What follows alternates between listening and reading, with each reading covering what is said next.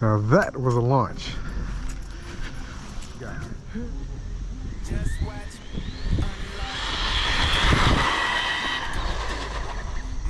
And we do have to brake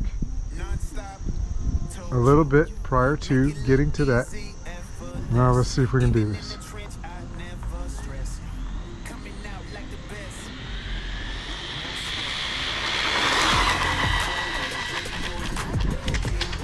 What is going on? This is Altone, and today I wanted to give you a little bit of an update to our speed challenge with this 16150 body on the DEERC H16E, as well as quite a few. I don't know if you can tell, I've got a few other vehicles sitting here, and we'll talk about that in just a second. But the first thing I'm going to tell you is this. Steve he got a speed run in. I was blown away. He did get 45 miles an hour, and I'm like, that's excellent. I actually had to go back and look at the video just to check, because I went out and did a speed run today, and I'm gonna tell you, I've actually been running this car kind of ragged here, not for the last couple of days whenever I get a chance to. And the reason why I keep running it is because that original 50 miles an hour, 50.71 miles per hour that I got out of it using my bike computer GPS, I have not been able to duplicate that 50 miles an hour, even with a freshly charged battery, using the exact same batteries that I used before when I registered at 50 miles an hour. So I'm going to have to say that is invalid. I'm going to disqualify myself, and I'm starting over. So I do have, and it's a little scratch because we had a couple of tumbles, I do now have the SkyRC GNSS performance analyzer that I'm using, the same one that Steve's using to check the speed on his cars for his speed runs. And I'm actually learning how to use it, and I was actually able to get 42 miles an hour out of this guy today. So here's the car. As I said before, I did a couple of modifications to it. You see, I did go ahead and drill a hole for the antenna to come out, because I do have a new receiver in this guy, and I'm using my Dumbo RC controller to try to give it a little bit more, and I thought that maybe that really helped quite a bit. I did some tweaking to the throttle trim on this guy, and that didn't seem to help today either. The max I could get out of, actually I did a couple of runs at about 40, and before that I couldn't get it past 39 miles an hour. Did a couple of tweaks, and I got an official run in at 42 miles an hour, which I am very pleased with at this point. And let me tell you a couple of other things that I did to it. If you notice, when you put 3S in this guy, it has a hard time keeping the wheels on the ground. Now, one of the tricks that I was thinking was going to be beneficial to help get a good start to that run, as with any drag car, make some modifications to the wheelie bar to keep the wheels on the ground. And I'm gonna tell you, this helped tremendously.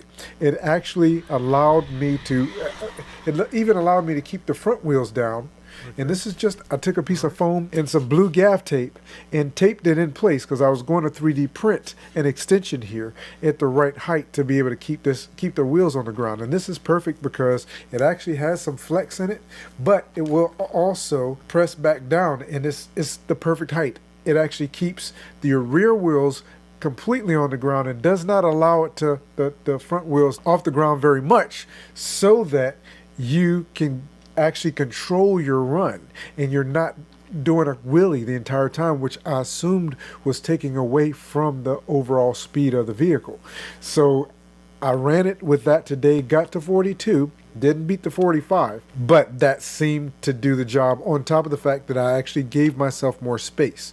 I did take it out on the road and did a nice run to try to give myself some space, to give it time to get to that speed and be able to maintain it long enough for the GPS to register it and then slow it down and stop it. And I think that worked out pretty well. Now I am using these Z 22 milliamp hour LiPo batteries with the Dean's plug on there.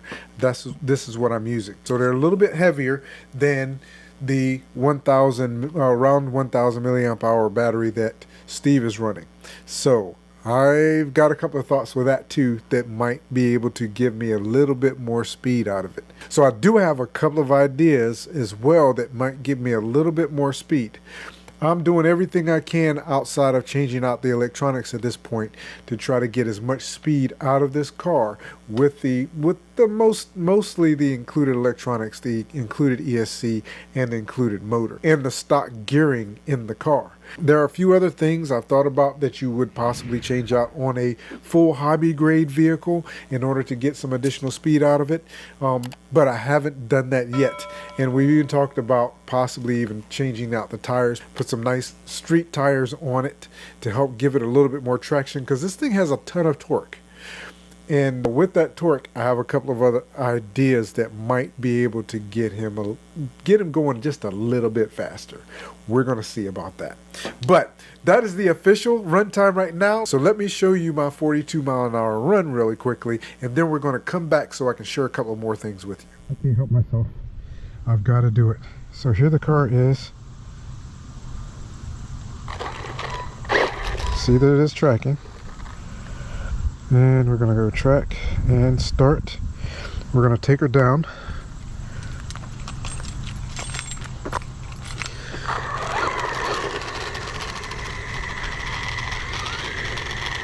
Take her down to the sign over here.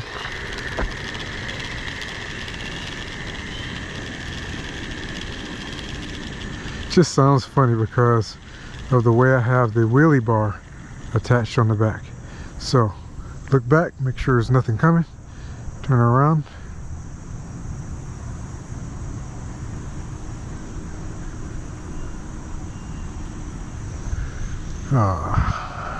Okay, can we make this run, or is this person going to come up here and interrupt my speed run?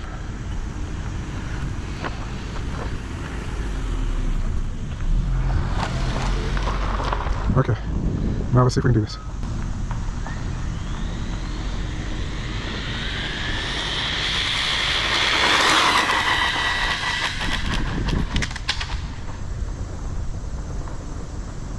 It did okay. Nobody's coming. Let's bring it back.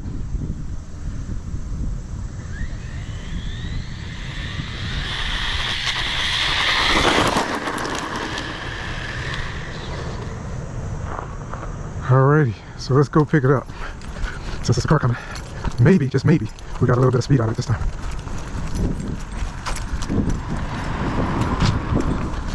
Okay, I'm not going to. Let's see how we're looking. So we're back to it. So let's stop. Read 42 miles an hour. So we got it down to 42. That's really good. So that extra little bit helped. So I'm gonna say it now, 42 is our max speed. That's really good.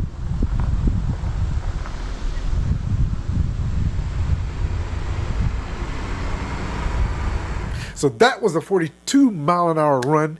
That was awesome, and I'm very pleased with that run, as well as I'm so pleased with the handling of this vehicle, even with this makeshift wheelie bar.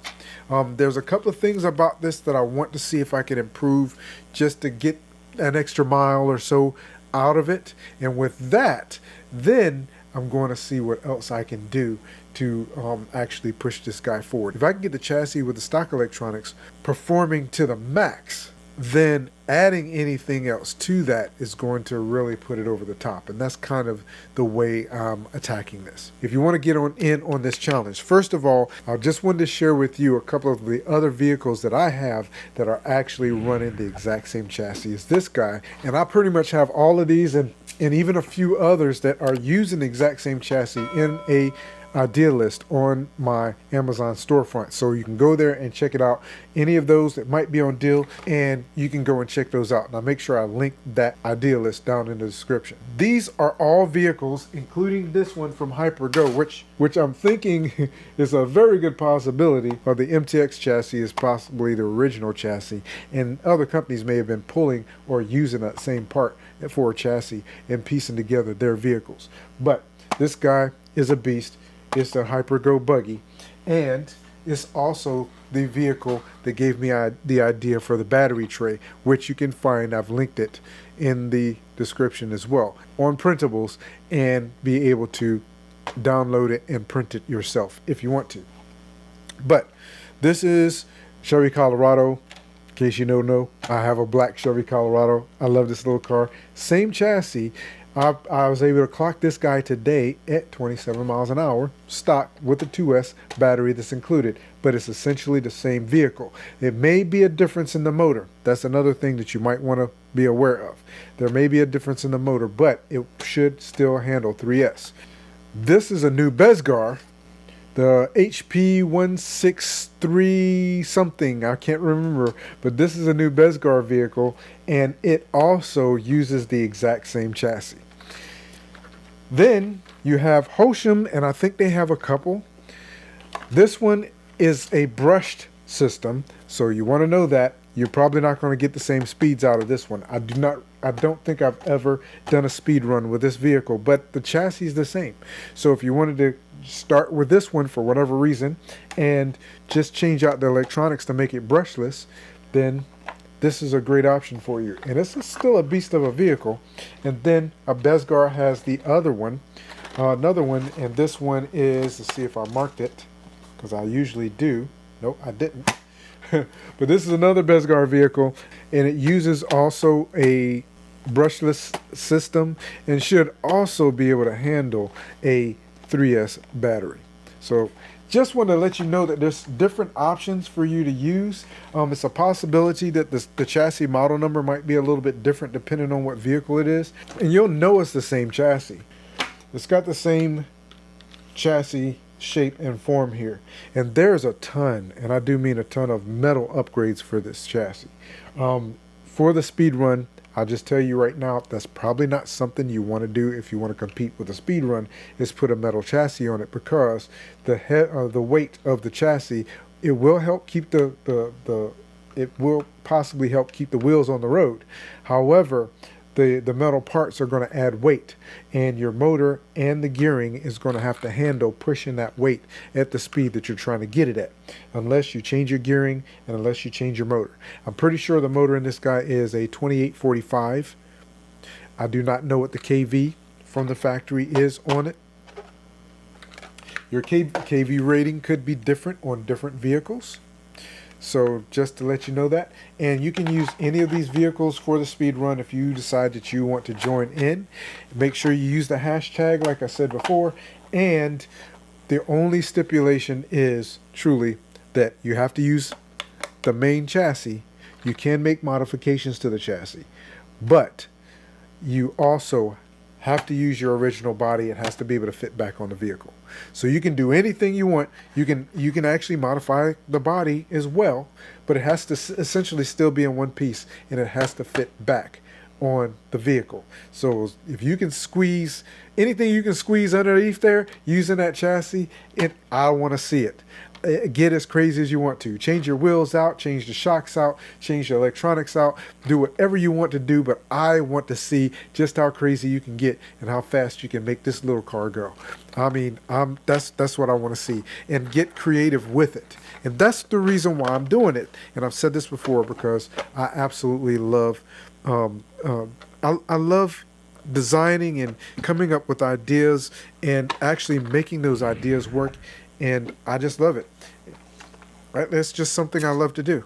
So I hope that you've enjoyed watching this with me, and you're enjoying the series so far. I know I make these videos kind of long, but I like sharing information. I like sharing what it is I'm doing, my thought process behind it, and all of that. I will be getting back to during the build season, the winter months. I'm going to be getting back to my FT glider conversion to a 3-channel, as well as getting my Wright Flyer 40T back in the air and ready to fly. I've got some more repairs to do to that as well, and I'll be working on that. It's been extremely busy, and with this coming around the holiday season, I've got so much work to do. So I'm having to squeeze in these runs and editing these videos whenever I have an opportunity. But wanted to share that with you. Hope that you're enjoying it, and I'm looking forward to seeing your speed runs as well. Just have fun with it, and and I look forward to seeing it. Have an absolutely fantastic day, and I look forward to seeing you again very soon.